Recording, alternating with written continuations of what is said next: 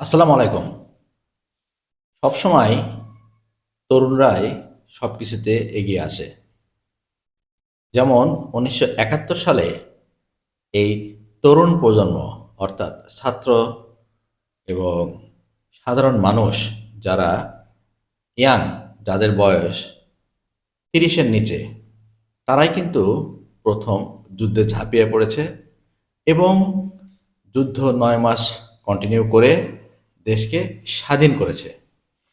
ঠিক তেমনি যত ফ্যাসিস্ট, যত স্বৈরাচার পতনের আন্দোলন হয়েছে, সেই আন্দোলনগুলোতে যারা আহত বা নিহত হয়েছেন, তাদের প্রায় শতভাগই তরুণ প্রজন্ম।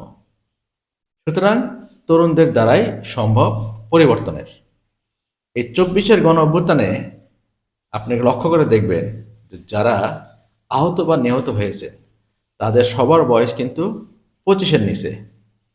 আপনি কি কখনো দেখেছেন যে একজন ৬০ নেতা বা একজন ৫০ নেতা, কোনো রাজনৈতিক নেতা, কোনো রাজনৈতিক ব্যক্তিত্ব এই ২৪-এর গণ অভ্যুত্থানে নিহত হয়েছেন?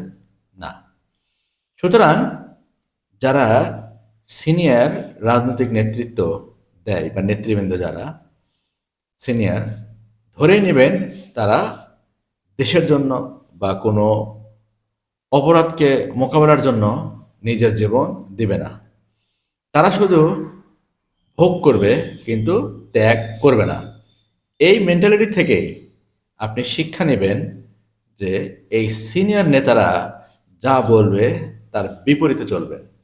কারণ বিপদের দিনে তারা ঘরে বসে থাকে, আর যখন সুযোগ সুবিধা নেওয়ার সময় আসে তখন সুযোগ সুবিধা নেওয়ার জন্য তারা উঠে পড়ে লেগে যায়।